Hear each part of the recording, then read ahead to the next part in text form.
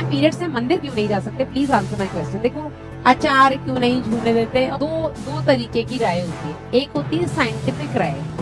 Ma'am periods में मंदिर क्यों नहीं जा सकते, प्लीज आंसर माय क्वेश्चन। देखो यहाँ पर अगर मैं अपनी कोई राय दूंगी तो वो देखो दो तरीके की राय होती है। एक होती है साइंटिफिक राय, ठीक है, एक पढ़ा लिखा इंसान साइंस के हिसाब से अपनी राय देगा, ठीक है, और दूसरी होती है बेटा अपनी सामाजिक राय, सोशल राय जिसको हम बोलते हैं। अब सामाजिक राय में बेटा पढ़ा लिखा और अनपढ़ दोनों उस राय को जो लीक बोलते हैं ना, चली आ रही है, उसको फॉलो करते हैं, ठीक है। वो बात और है कि अब जो साइंटिफिक आ जाता है, जो ज्यादा पढ़ लिख जाता है, वो कहीं ना कहीं सोशल लीक को तोड़ने की कोशिश करता है ना। तो मंदिर क्यों नहीं जाने पे हम बेटा देखो इस पर एक मैं आपको थोड़ा सा समझा सकती हूँ। पुराने जमाने में बेटा जब ब्लीडिंग फेज आता था, पीरियड्स वाला टाइम आता था, उस समय पर बेटा इतनी हाइजीनिक प्रैक्टिसेस नहीं थी, है ना। आज के ज़माने में देखा जाए तो पीरियड्स के टाइम पे अपने आपको उस ब्लड को कलेक्ट करने के लिए देयर आर मार्केट में दुनिया भर के सैनिटरी नैपकिन्स है ना, Stayfree, Whisper, Carefree, दुनिया भर के, है ना। इसके अलावा बेटा menstrual cups are available, tampons are available. तो दुनिया भर की चीज़ें आज की डेट में मतलब हाइजीन पॉइंट ऑफ व्यू से अगर हम बात करें तो अवेलेबल हैं, ठीक है, और उनका इस्तेमाल करके आप हर तरीके से अपने आप को साफ रख सकते हो। लेकिन पुराने ज़माने में ऐसा नहीं था। पुराने ज़माने में बेटा sanitary napkins, tampons, menstrual cups, tampons और मेंस्ट्रुअल कप्स तो बहुत नई चीज़ें हैं, 8-10 साल से ही हैं, है ना। सैनिटरी नैपकिन्स तो बहुत सालों से चले आ रहे हैं, लेकिन पुराने ज़माने में तो ये सब भी नहीं थे।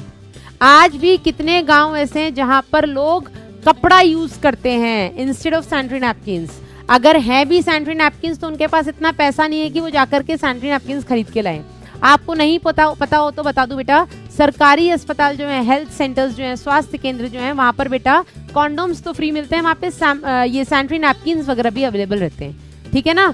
तो ये सब बेटा पहले ज़माने में नहीं थे। तो पहले ज़माने में कहीं ना कहीं साफ सफाई नहीं थी, इतनी हाइजीन नहीं था इतना। इस वजह से जिसको भी पीरियड्स आते थे, ब्लीडिंग फेज होता था, उस टाइम पे उसको थोड़ा घर में किनारा दे दिया जाता था, समझे या नहीं। जब घर में ही बेटा साफ सफाई के पर्पज से उसको किनारा दे दिया, तो उस टाइम पे बेटा मंदिर जाना थोड़ा सा अशुद्ध माना जाता था कि शुद्धिकरण नहीं हो पा रहा है। पर आज के ज़माने में अगर देखा जाए तो अशुद्धि और शुद्धि वाली तो अब कोई बात ही नहीं रही, है ना। मेंस्ट्रुअल साइकिल कभी भी अशुद्धि नहीं हो सकती।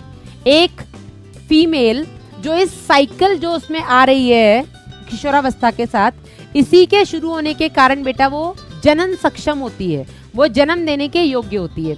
तो ये कभी भी एक फीमेल को अशुद्ध नहीं बना सकती, ठीक है। लेकिन क्योंकि हमारे समाज में एक टैबू है, दिमाग में बैठा हुआ है कि नहीं ये तो वो टाइम है जब फीमेल अशुद्ध होती है, तो ठीक है, अगर आप उस टैबू को मानते हैं और आप सामाजिक पर्सन हैं, आप समाज में जो भी मतलब भ्रांतियां हैं, अच्छी चीजें, बुरी चीजें, अगर आप उनको मानते हुए चल सकते हैं तो आप चलिए, कोई दिक्कत नहीं है।